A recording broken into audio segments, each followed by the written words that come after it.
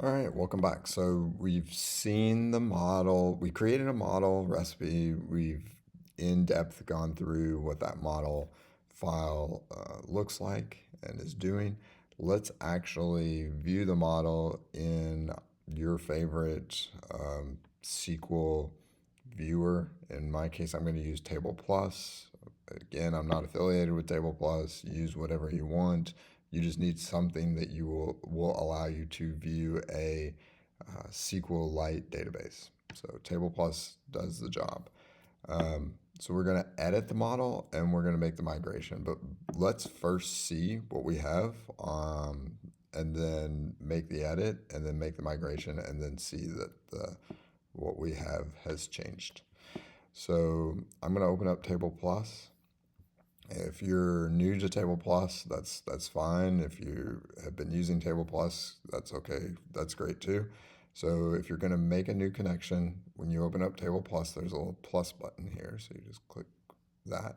And you have several different types of database structures that you can connect to. We're looking for the purple one, or you can type in SQLite, and Lite will work. All right, so with the SQLite database, it's very simple to set up. You just grab the file. So when you wrote Flask new, it created the file for you. So we'll just go find that. So I'm in my project 2 is what I'm in, this project that we're working in, where we're viewing the recipe. It's my project 2. So I have SQLite open, and it's traversing and it's looking in my project 2. And what you're looking for is your project name underscore, and then it should say dev.db. So in my case, it's my project 2. So we'll just select that file. And modifications are in sync, which choose which version to keep. Let's do apparently because I have made it, and then 2 minutes ago I modified it. Let's do the original one. I've never seen that before. That's kind of cool. Okay. Keep no, today, not yesterday. Okay. I see. They were very close, but one's a day off. Let's do the one for today. Um, okay. You probably didn't see that. So hopefully everything will turn out fine for me. Let's just hope. That's probably a protection. So let's do now. I need to name this. I'm just going to name it my project 2. Okay. So you could test it. It's a SQLite database. So it should just work. All right. So let's see what we have. So in here, you should just have, you have a version. So that's version came along because we have Flask Migrate, and that's a great tool. I'll show you more on that. But our only data structure that we have is user. So, and we have already created recipe, but we haven't made the migration for it. So there is no recipe in our database yet. So let's do that. But before I make the migration, I want to add a column. I'm going to add a very simple column, the name column. And if you want, I actually have this. We're using Flask-SQLAlchemy. And this is one thing I love about Flask is you pick whatever ORM you want, object relational mapping you want, or if you don't even want an object relational mapping, you want to do everything in a different way, then Flask is okay with that. It allows you to do whatever you want. But a standard one to use object relational mapping is Flask-SQLAlchemy. Um, and and it has changed over the years. I always have the philosophy, if it's not broke, let's not fix it. So I really like this notation where it's, hey, I'm going to make a column. The column is going to be a string, and it's going to be nullable is going to be false, something like that. That reads really well for me. If you go to the quick start for Flask-SQLAlchemy, you can see that they have changed the notation a bit, and now they're using this mapped, and so they're saying it's an integer, it's a column, and it's the primary key. If you like that, then by all means use that notation. I'm just used to this other notation, which is also documented. So you can go see that on, I think, prior versions of SQLAlchemy. Looks like they just show you the stable one here, but you'd have to go back and find a prior version. This also, you can find this notation too on SQLAlchemy. So there is, Flask-SQLAlchemy is just wrapping SQLAlchemy. So if you want to see this notation, you can also see it on SQLAlchemy. That's in the standard, the standard notation for SQLAlchemy. So we'll just copy this and we will put it in our new table. So that will give us another column called name, which will give us something to actually assign. So I'll save that, and then I'm going to make the migration. So let's go back here. So I didn't do this. Miguel, absolute great person here, amazing in the Flask world, created this package for us, and we owe him a lot of thanks. And I have used other packages that help you with migrations.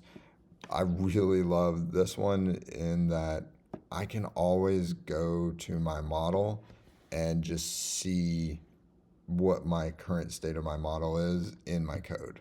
I can just come to my model file and see what the actual columns are in my code here without having to go through migration file after migration file after migration file, seeing where I added a column or dropped a column. And I didn't realize that in other frameworks until I started working in other frameworks that isn't standard operating procedure. And so if you haven't seen that in other frameworks, just know that you're lucky. This is really nice to be able to come to a single file and just hear what the columns are in that file, as long as the migrations are up to date. What is a migration? Well, a migration is we need to actually take this Python code and make it appear in our tables. Right now it doesn't. And so that's the problem that Flask-Migrate is solving, and that's what Miguel Greenberg has done for us. So owe him a big thanks for that. And to do the migration, it's really simple. You just have two commands, flask-db migrate, and then you put a message. And then once you have that set up, you should go view that file. I often just run flask-db upgrade and hope for the best, and then go and figure out what went wrong if it failed. Now, the file that you should view is here under migrations, and then under versions. There's your initial migration, and this was created for you when you did Flask new, by the way. We're going to, we'll see it. Let's see what happens. So we are going to do a migration. Now, you need to be in your virtual environment in order to run these commands. So we'll do source bin activate. So Flask db migrate -m, and we are creating or created a recipes table. Okay. Or just create recipes table and update. Let's do create recipes table. Okay. What did I do in the docs? That's really what I should do. Add name to recipes table. Well, we're actually don't have recipes table migrated yet, so I'll change that to create recipes table. All right, create recipes table. Boop. All right, so now if I go in here, you should see create recipes table, and that's where that -m came in. And so it comes in and it's like, here's what I need to do in order to create that recipes table in the database. So there's the ID, there's the name, there's the created at, there's the updated at, and there is an upgrade and a downgrade. So the upgrade is what we're going to use, and that's going to push that up to the database. And then if you use the downgrade, then it will undo what you had just done. So we'll come here just so you can see there's nothing here. You can refresh. There's the refresh button. All right. And then let's come in and we will do Flask db upgrade. Again, make sure you're in your virtual environment because you need Flask-Migrate installed. So there it goes. And this is the happy path. You see something like this, and it's talking about the things that it changed. And then you see something like this, and you see at the end a new version number. And that's the happy path. When things go awry, you get warning messages in here, and then you have to go into the migration and see what happened. Now, if I refresh, now I have recipe, and there's that name column. And if you are not familiar with TablePlus, that's fine. There's two tabs down here, a data tab and a structure tab. So the data tab is showing you the rows that you have. Right now, I have no rows for users, no rows for recipes. And the structures tab is telling you the column names and what data type they are, if they're nullable or not, and just whether they're a foreign key. And it's all down here. It's showing you your indexes. Is it unique? What the column it's indexing on. So I have a created at index in recipes, and should have seen that in here when we created recipes. We said index on created at is true. And so that's why that index got created. If you're completely unfamiliar with databases and that kind of thing, indexing just means that we're going to use up a little bit more storage space, but it helps us to search things faster. So if you wanted to say, give me all the recipes that were created after a given date, that should help speed it up. It should. All right, so let's go back. So we did a bit. We migrated.